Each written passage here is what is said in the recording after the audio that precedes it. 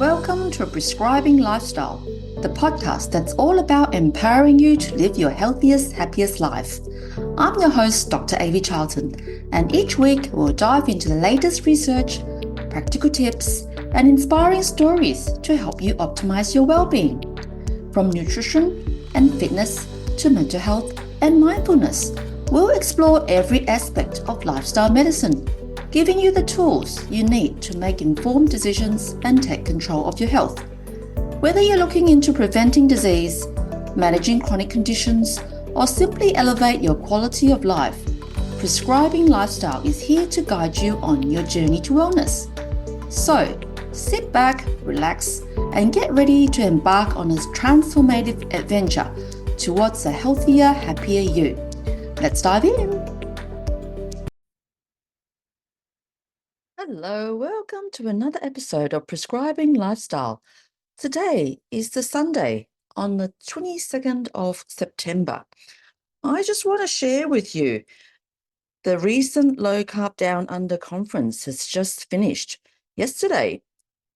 And I want to share with you just a few reflections on my annual Low Carb Down Under conference experience. So this year we had Melbourne Low Carb Down Under conference right in the city, and I only had to drive half an hour, which also meant that I didn't get a holiday, which was fine, but it was so good. I learned so much, and I got to connect with so many people in the Low Carb Down Under community. There's lots of other doctors some of them are GPs, some of the specialists in the low carb community, and we share knowledge, experience, and things that we have learned in the last few years in low carb space. So I'm going to talk to you just a few things that I have learned in the last 3 days, and I'm going to go through the program and each talk, and you might decide to follow these people on social media, and you can learn from them, you can connect from them. Low Carb Down Under has a very big YouTube channel with lots and lots of subscribers. Eventually, all these talks will be put up on the Low Carb Down Under YouTube subscription. So you can eventually go to those talks, and you can learn from the Low Carb Down Under videos. There's lots of talks already from the last 10 years of the Low Carb Down Under journey. So I would encourage you to go and find out and search out the YouTube channel, and you can learn from lots of people. On Thursday, 19th of September, it was actually my birthday. I actually took the day off from work, which was fantastic. Didn't have to work, and I didn't have to do much. And I went to the city, got to this conference. The first speaker was McDonnell. She is a nutritionist from Brisbane. She talked about low carb nutrition, ADHD, and autism, and her experience on how just giving kids with autism and ADHD real food can improve their symptoms. She gave an example of this child who is normally quite autistic, doesn't talk at all, and giving him real food rather than junk food, he actually started to dance and interact with people. It's quite an inspiring experience, and I encourage a lot of parents with kids with ADHD, autism. It can be quite hard because these kids often have food aversions. They only like certain foods, but try as much as you can to stay away from junk food, sugars, soft drinks, and even whole refined grains, and giving them real nutrition that feeds the brain, especially the animal food, meat, eggs, and real fruit veggies, that can often improve the symptoms with ADHD and autism. The next talk I heard was from Despina Kolivas, who's a PhD research student from the Trobe Uni. She's actually a dear friend, and I've helped her with research as a GP with the Defeat Diabetes research study. So over the last couple of years, I've connected with Despina, and I'm going to invite her to come on this podcast in the next few months to share her research on diabetes improving diabetes with the Defeat Diabetes app. Her researchers show that with giving patients the Defeat Diabetes app, giving them low carb nutrition, low carb advice, can really help them improve their diabetes. So she collected data from GPs who were recruited from the study. The HbA1c number, which is the overall number of the blood glucose level of the 3 months, has really improved. So I've recruited about 3 or 4 patients for Despina. I think there's about 100 participants in this study. And I have had lots of improvements in these patients myself. These patients learn from the app. However, some of these patients did have stress and they find it hard to adhere to low carb nutrition, which is true. And it's the real life experience of what it is like in research. Next, we had Timothy Trudgen, who shared his experience on sharing traditional Aboriginal diets and hope for health. He shared his experience on prescribing low-carb nutrition, real food, traditional diets for Aboriginal in Australia. Aboriginal health has deteriorated a lot as they have come into contact with Western society, lots of grains, white food, alcohol, but encouraging the Aboriginals to go back to what they usually eat, what they traditionally eat back in the many, many days with lots of healthy fat. And interestingly, in the Aboriginal traditional diet, if it's not fatty meat, they don't eat it. So they really reinforce eating healthy fat in their diet, in their traditional Aboriginal diet. So Timothy recruited traditional Aboriginal elders to help promote this diet. And these Aboriginals have improved their health a lot. The next speaker on the Thursday is Dr. Ravi Gornal. She talked about leptin and weight loss resistance. I haven't really gone into research about leptin, and she has opened me up a lot on going into this rabbit hole a bit later. So leptin resistance is a lot to do with circadian health, and she gave a few tips on optimizing leptin health by optimizing circadian rhythm. For example, going outside, exposing your eyes to sunlight first thing in the morning, and cold exposure first thing in the morning, even just going outside, regulating temperature up and reducing blue lights during the day and even in the evening, and watching sunset, regulating eating in terms of circadian rhythm. That can really help with leptin resistance. And some people who fail to lose weight, even with low carb keto, can really benefit with improving their weight loss, with improving their leptin resistance. And the next day was the Friday, and I've learned a lot from a lot of people as well. Dr. Louise Phillips is a GP in Brisbane, and she talked about how she's advocating low carb diet in GP consultations. And I love her approach, and I've learned a lot throughout the last couple of years on how she shares her tips as a GP.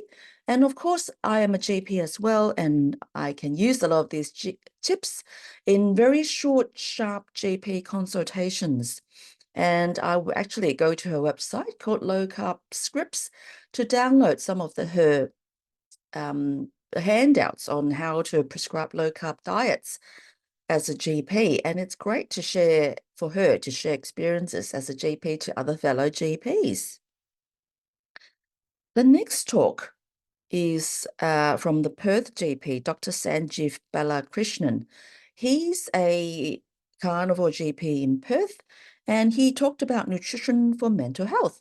And it's great to hear how he interpreted optimizing mental health with low-carb ketogenic diets, and how insulin resistance really impacts the brain, which affects mental health, Alzheimer's disease, and how we can optimize your brain fuel by improving insulin resistance in terms of the brain.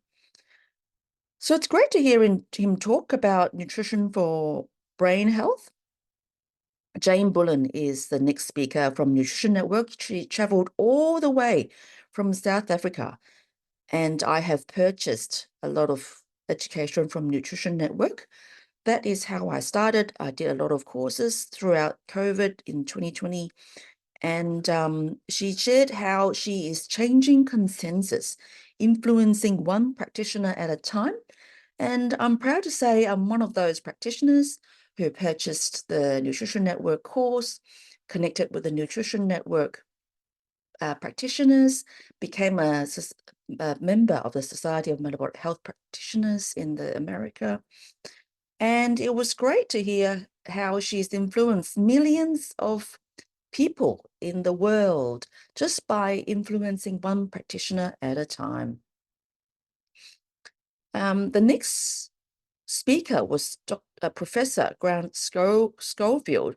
He is a professor in New Zealand. He talked about low carb and beyond and his experience from the New Zealand point of view. And it's been amazing to hear him because I have his books, What the Fat, What the Fast, in my rooms. Check his books out. And he's been in the space for a very long time. He shared his experience and lots of good jokes. And I would encourage him to check out his work. Dr. Sarah Sarman is a Sydney cardiologist who shared her studies of a study of ketogenic diets in heart failure patients. Surprisingly, not surprisingly, actually, the heart muscle feeds on ketones very efficiently as well. And giving patients ketogenic diets can really improve their heart health, especially those who have heart failure with very poor heart functioning in terms of their ejection fraction. So she shared her experience on prescribing ketogenic diets. And of course, it's amazing that she improved heart health. And it's very rare to find cardiologists in the low carb space. She has shared her experience, and it was great to hear her experience as a cardiologist. Dr. Liz Fraser is always inspiring. She's great to hear her talk about her interpreting studies and studying literature. And she shared about truth, trust, and evidence, and how we can interpret the evidence behind low carb diets. Quite often the mainstream doctor says there's not much evidence on low carb because it's not enough randomized controlled studies. And the studies that has come out often rely on food frequency questionnaires, and it's often not saying that low carb works. So Liz Fraser has changed the paradigm and encouraged us to look at case studies and personal experiences and N=1 experiences as good quality evidence, as well as interpreting randomized control trials as equally good, trustworthy evidence that we can all incorporate with low carb nutrition. Dr. Ken Sikaris talked about interpreting cholesterol message, and I have learned a little bit more about how to interpret cholesterol. You're probably not surprised, a lot of my work is helping people in the low carb space who's had cholesterol concerns because their usual GP hasn't looked into this science and hasn't looked into the latest knowledge about interpreting cholesterol. And I see a lot of patients who have cholesterol concerns to come and see me. So Dr. Ken Sikaris, with his talk, has enlightened me in how to help my patients interpret cholesterol. That is the second day. I hope I'm not boring you, but you can always come back to this talk. And I'm just sharing you what I have learned, and I will keep digging into each of the rabbit hole And I might have to go back to some of the talks to try and get more knowledge. And each time you learn from this, you hear from the talks and you learn a little bit more. Nina Teicholz recorded a Zoom recording about unsettled science. Is there a back? Is there a something behind low carb nutrition?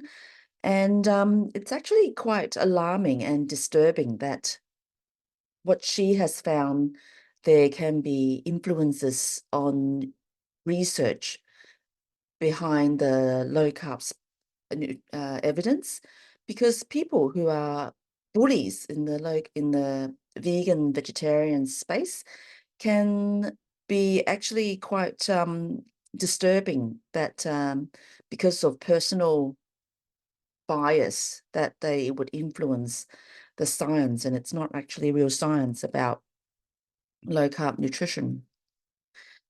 Then we have Dr. Alok Gupta, who is a nephrologist. He's a kidney doctor, talking about the power and the studies of ketogenic diets in polycystic kidney disease. And he studied a lot of these people who has this autosomal dominant condition called polycystic kidney disease.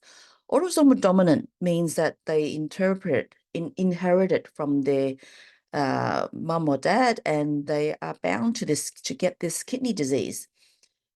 Polycystic kidney disease is actually like cancer. They feed on glucose.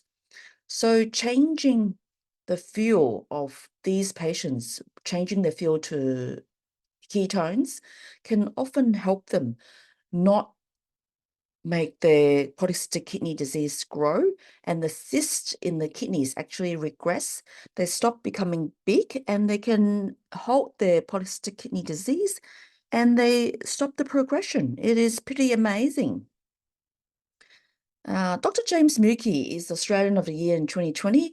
It's always very, very enlightening and inspiring. All his work on advocacy in the low carb space. He's been reversing blindness naturally with his eye patients.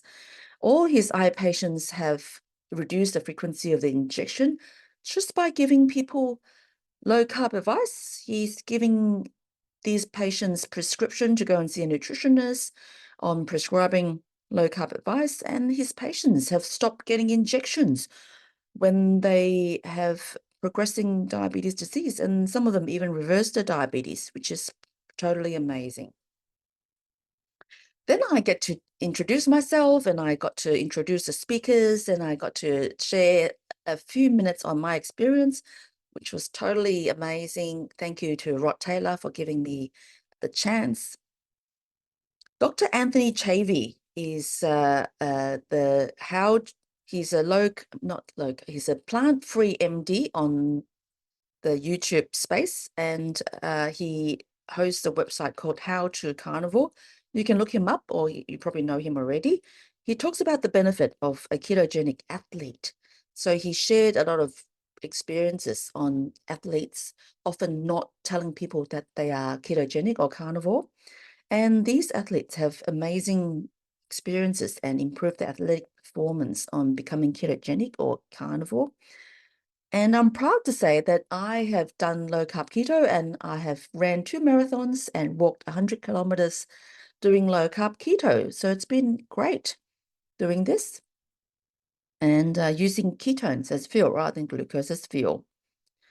A bit of a inspiration from a pediatrician was Dr. Ryan Lucas from the Port Macquarie, New South Wales area, Sydney area.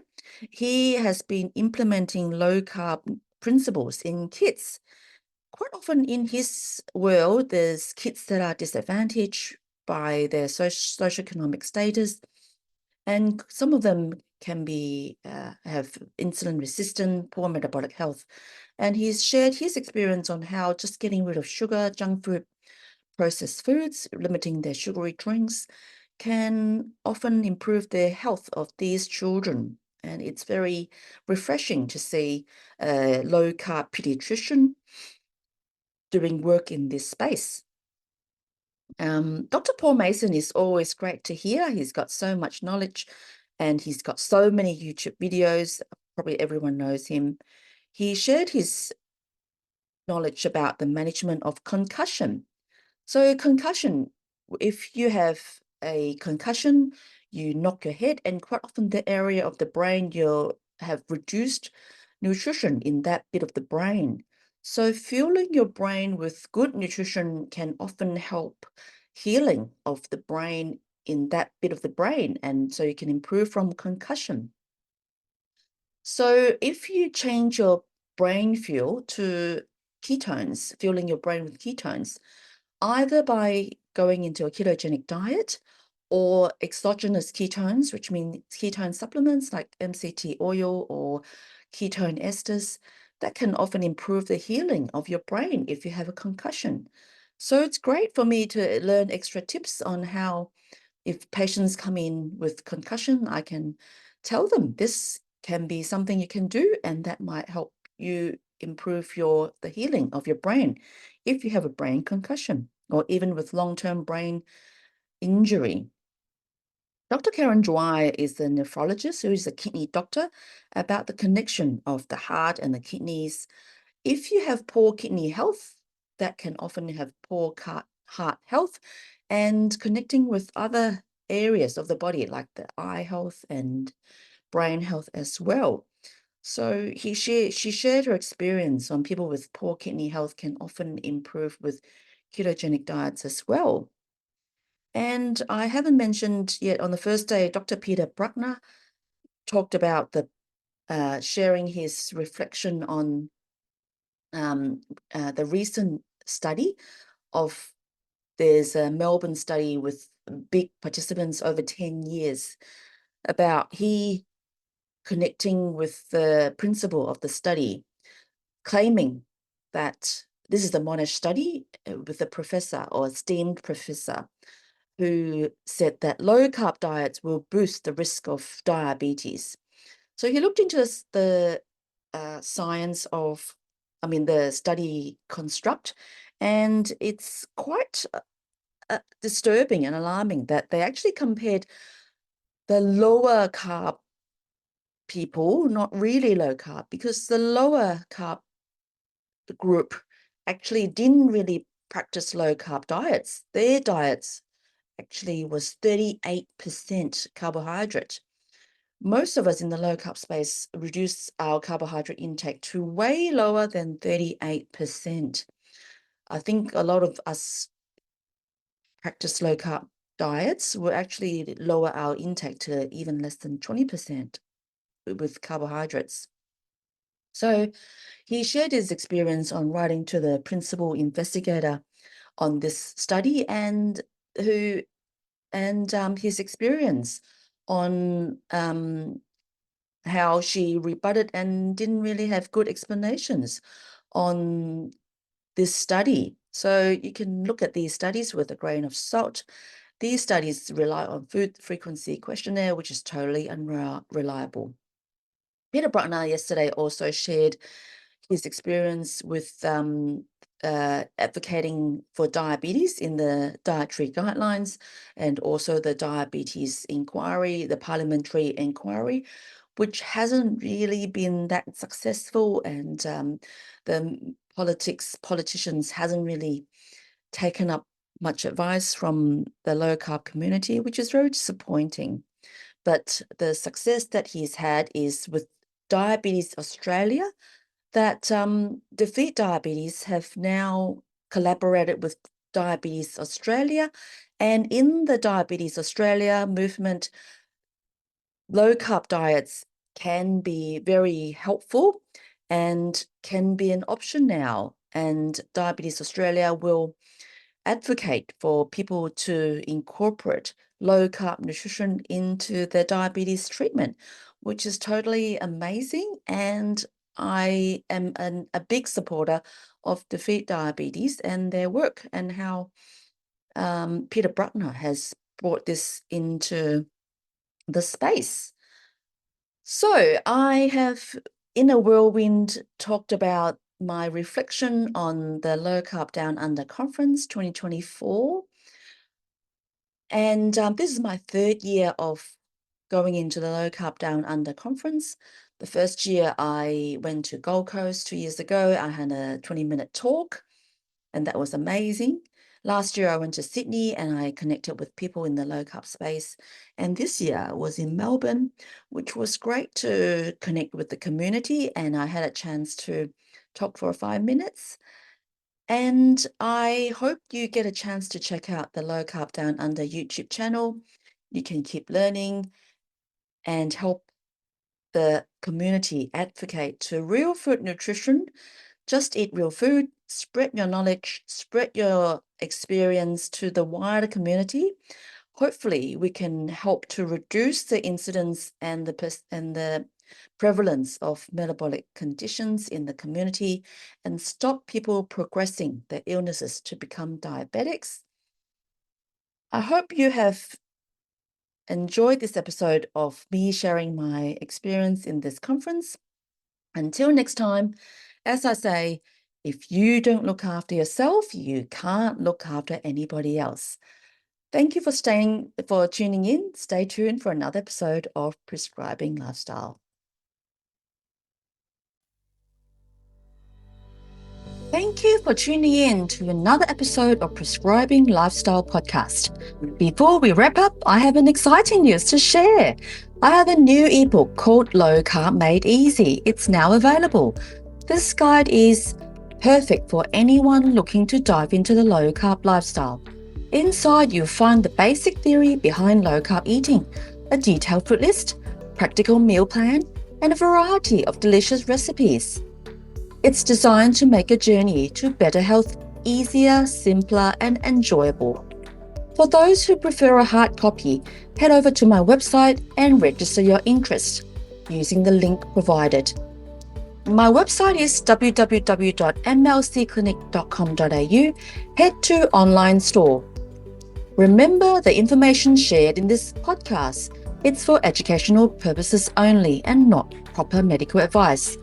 Always consult your medical professional before making any changes to your lifestyle and diet, or you can come and see me in Melbourne Low Carb Clinic. If you enjoyed this episode, don't forget to subscribe, leave a review, and stay connected with us on social media. Your feedback will help us improve and reach more listeners. Lastly, if you found this episode helpful, please share it with your friends and family. Together, we can make a positive impact to our health and our communities. Thanks again for listening, and as always, stay healthy and happy. Until next time.